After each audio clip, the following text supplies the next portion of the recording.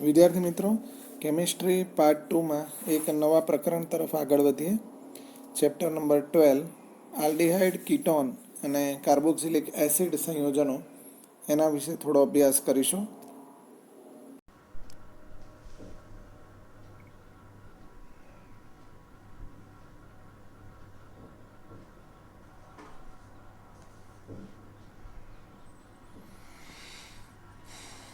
તો વિદ્યાર્થી મિત્રો, સૌ પ્રથમ જોઈએ કાર્બોનિલ સમૂહ કોને કહેવાય. જે સમૂહમાં કાર્બન અને ઓક્સિજન એકબીજા સાથે દ્વિબંધથી જોડાયેલા હોય એવા સમૂહને કાર્બોનિલ સમૂહ કહેવાય. અને કાર્બોનિલ સમૂહ ધરાવતા સંયોજનોને કાર્બોનિલ સંયોજનો કહેવાય. પહેલાં આલ્ડિહાઇડ કોને કહેવાય એ જોઈએ. તો કાર્બોનિલ સમૂહમાં રહેલો કાર્બન એટલે કે કાર્બોનિલ કાર્બન, એની એક તરફ હાઇડ્રોજન અને એક તરફ આલ્કાઇલ કે એરાઇલ સમૂહ જોડાય તો બનતા સંયોજનને આલ્ડિહાઇડ કહેવાય. ત્યારબાદ જોઈએ કીટોન સંયોજનો કોને કહેવાય. તો કાર્બોનિલ કાર્બન ની બંને તરફ સમાન કે અસમાન આલ્કાઇલ કે એરાઇલ સમૂહ જોડાય તો બનતા સંયોજનને કીટોન કહેવાય. ત્યારબાદ કાર્બોક્સિલિક એસિડ સંયોજનો કોને કહેવાય. તો ફરીથી એકવાર કાર્બોનિલ કાર્બનની એક તરફ આલ્કાઇલ કે એરાઇલ અને બીજી તરફ હાઇડ્રોક્સિલ સમૂહ જોડીએ તો બનતું સંયોજન કાર્બોક્સિલિક એસિડ તરીકે ઓળખાય. ત્યારબાદ એસ્ટર કોને કહેવાય. તો કાર્બોક્સિલિક એસિડમાં રહેલા હાઇડ્રોક્સિલમાંના હાઇડ્રોજનનું વિસ્થાપન આલ્કાઇલ કે એરાઇલ વડે કરીએ તો બનતા સંયોજનને એસ્ટર તરીકે ઓળખાય છે. ત્યારબાદ એનહાઇડ્રાઇડ કોને કહેવાય. તો કાર્બોક્સિલિક એસિડમાં રહેલા હાઇડ્રોક્સિલમાંના એચનું વિસ્થાપન એસાઇલ સમૂહ વડે કરીએ તો બનતું સંયોજન આ રીતે દર્શાવાય. આ સંયોજનને આ રીતે પણ દર્શાવાય. એને આપણે એનહાઇડ્રાઇડ સંયોજન કહીએ છીએ.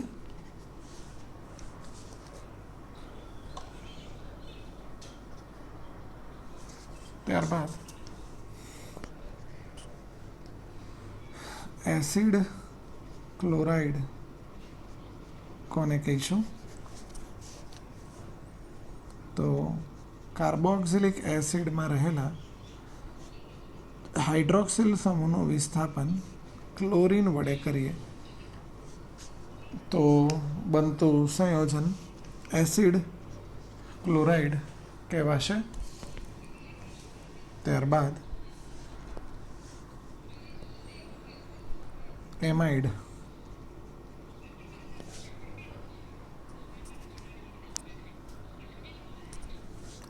સંયોજનની ડેફિનેશન જોઈએ. કાર્બોક્સિલિક એસિડમાં રહેલા હાઇડ્રોક્સિલનું વિસ્થાપન એમિનો સમૂહ વડે કરીએ તો બનતા સંયોજનને એમાઇડ સંયોજન તરીકે ઓળખાય છે.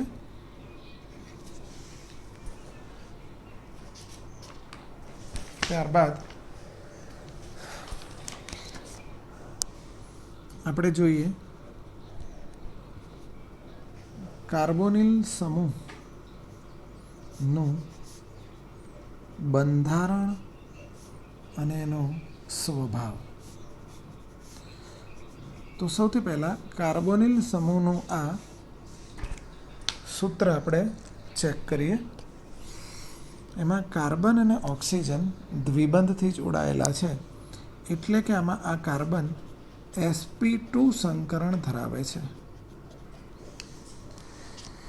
એટલે કે એમાં 3 sp2 સંકૃત કક્ષકો હોવાની, કે જેને આપણે આ રીતે દર્શાવી શકીશું. હવે કાર્બનની 3 sp2 સંકૃત કક્ષકો પૈકીની એક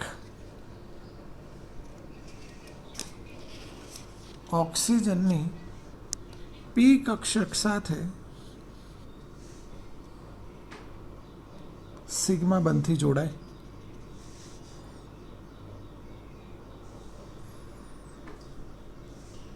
બાકીની 2 sp2 સંકૃત કક્ષકો જો હાઇડ્રોજનની 1s1 કક્ષક સાથે સિગ્મા બંધથી જોડાય તો ફોર્માલ્ડિહાઇડ મળે. જો એક sp2 સંકૃત કક્ષક હાઇડ્રોજનની 1s1 સાથે અને બીજી sp2 સંકૃત કક્ષક આલ્કાઇલની sp3 સાથે જોડાય તો આલ્ડીહાઇડ બને. અને એની બંને sp2 સંકર કક્ષકો આલ્કાઇલ સાથે જોડાય તો કીટોન બને. અહીંયા કાર્બનની એક કક્ષક જેણે બંધમાં ભાગ નથી લીધો, કારણ કે sp2 સંકૃત કક્ષકો છે, એટલે એ ઓક્સિજનની p કક્ષક સાથે પાઈ બંધ બનાવે. એ રીતે જોઈએ તો કાર્બોનિલ સંયોજનોમાં ધારો કે આપણે આલ્ડીહાઇડ લઈએ તો આ જે બંધકોણ હોય છે એ 120 ડિગ્રીનો હોય છે, 120 ડિગ્રીનો એ બંધકોણ હોય છે. કાર્બન અને ઓક્સિજન પૈકી આંશિક રીતે ઓક્સિજન નેગેટિવ ચાર્જ હોય છે, જ્યારે કાર્બન આંશિક રીતે પોઝિટિવ ચાર્જ હોય છે. થોડા નામકરણ વિશેની માહિતી આપણે લેવાની છે. તો સૌથી પહેલાં આપણે જોઈએ આલ્ડીહાઇડ સંયોજનોનું નામકરણ. તો જોઈએ સૌથી પહેલાં HCHO. સામાન્ય નામ આનું ફોર્માલ્ડીહાઇડ છે, અથવા તો એને મિથેનાલ્ડીહાઇડ પણ કહીએ છીએ. પણ એના IUPAC નામ માટે આમાં એક કાર્બન છે, એટલે મિથેન અને આલ પ્રત્યય લગાવો તો મિથેનાલ એનું IUPAC નામ થશે. એ જ રીતે આનું સામાન્ય નામ એસિટાલ્ડીહાઇડ અથવા તો અગાઉ આપ્યું એમ ઇથેનાલ્ડીહાઇડ પણ કહેવાય. પણ 2 કાર્બન છે એટલે IUPAC નામ થશે ઇથેન, અને આલ લગાવશો તો ઇથેનાલ થશે. એ જ રીતે એક સંયોજન લઈએ, કોમન નેમ જોઈએ તો ક્રિયાશીલ સમૂહની બાજુનો કાર્બન આલ્ફા, એની બાજુનો બીટા, એની બાજુનો ગેમા કહેવાય. તો આમાં બીટા ક્લોરો બ્યુટેનાલ્ડીહાઇડ અથવા બ્યુટીરાલ્ડીહાઇડ આ એનું કોમન નેમ થશે. અને એનું IUPAC નેમ 3 ક્લોરો બ્યુટેન 1 આલ અથવા બ્યુટેનાલ કહેવાશે. એ જ રીતે એક સંયોજન છે CH3Cl CH, CH3CHCl CHBr, CHI CHBr અને CHO. તો એના કોમન નામ માટે ક્રિયાશીલ સમૂહની બાજુનો carbon alpha, beta, gamma, delta. તો સૌથી પહેલાં આલ્ફાબેટિકલ ઓર્ડરમાં બ્રોમો આવે.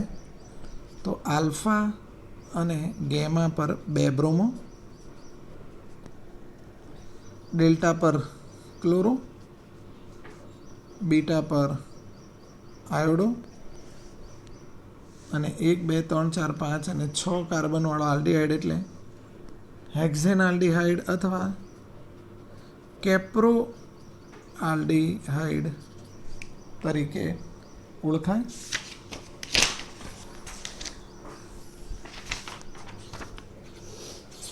નેક્સ્ટ લઈએ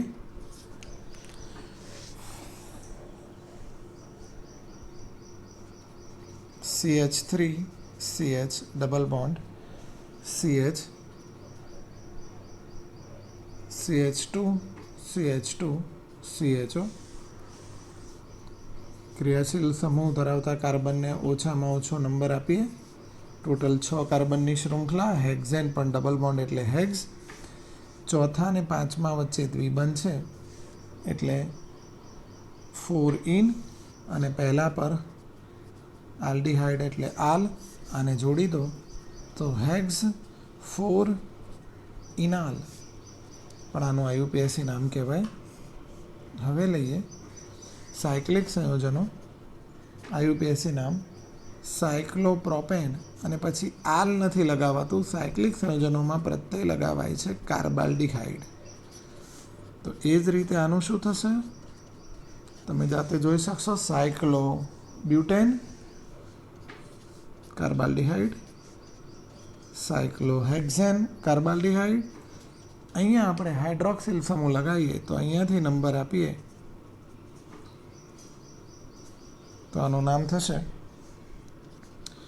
4 હાઇડ્રોક્સી, પછી સાયક્લોહેક્ઝેન કાર્બાલ્ડીહાઇડ. ત્યારબાદ એરોમેટિક આલ્ડીહાઇડ લઈએ તો આનું નામ અપાશે બેન્ઝીન કાર્બાલ્ડીહાઇડ અથવા તો બેન્ઝાલ્ડીહાઇડ તરીકે પણ ઓળખીએ છીએ. ત્યારબાદ આ સંયોજન 4 કાર્બનની શૃંખલા એટલે બ્યુટેન. એના પહેલા અને ચોથા પર 2 વખત આલ્ડીહાઇડ એટલે બ્યુટેન 1,4 ડાયાલ નામ થશે આનું. ત્યારબાદ ધ્યાનથી સમજીએ મિત્રો, 2 કે 2થી વધારે સમાન ક્રિયાશીલ સમૂહ કાર્બનની શૃંખલામાં ડાયરેક્ટલી જોડાયા હોય તો લોંગેસ્ટ ચેઇન ગણતી વખતે એ ક્રિયાશીલ સમૂહને ધ્યાનમાં નહીં લેવા. તો આનું નામ થશે પ્રોપેન. પહેલા બીજા ત્રીજા પર 3 વખત આલ્ડીહાઇડ છે, પણ જ્યારે 2થી વધી જાય ત્યારે ટ્રાય લખીને પછી આલ નથી લગાવાતો. સાયક્લિકની માફક કાર્બાલ્ડીહાઇડ લગાવાય છે. એ જ રીતે એરોમેટિક સંયોજન છે. આમ એનું પ્રચલિત નામ થેલાલ્ડીહાઇડ છે. સ્ટેટ બોર્ડમાં પૂછાયેલું છે 2015માં. એનું આયુપીએસી નામ જોઈએ તો બેન્ઝીન. નંબર આપીએ તો ફર્સ્ટ સેકન્ડ અપાય અને તો એનું આયુપીએસી નામ કંઈક આ રીતે અપાશે બેન્ઝીન 1,2 ડાય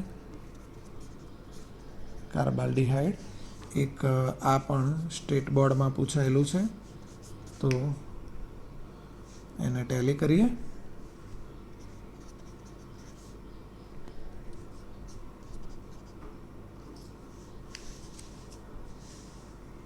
તો 3 મિથાઇલ બેન્ઝીન કાર્બાલ્ડીહાઇડ.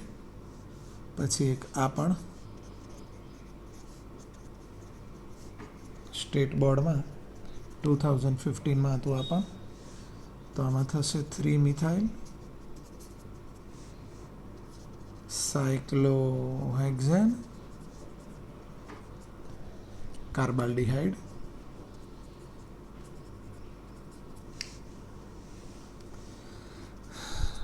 થોડા ટિપિકલ નામો પણ જોઈએ. એક્રોલિન તરીકે આને ઓળખાય છે. આનું IUPAC નામ જોઈએ તો પ્રોપ ટુ ઇન અને પહેલા પર આલ જોડી દઈએ તો પ્રોપ ટુ ઇનાલ. વિદ્યાર્થી મિત્રો, આ પણ એક કોમન નેમ કોમ્પિટિટિવ લેવલમાં પૂછાય છે. ક્રોટોનાલ્ડિહાઇડ તરીકે આને ઓળખાય છે. આના IUPAC નામ તરફ નજર કરીએ તો બ્યુટ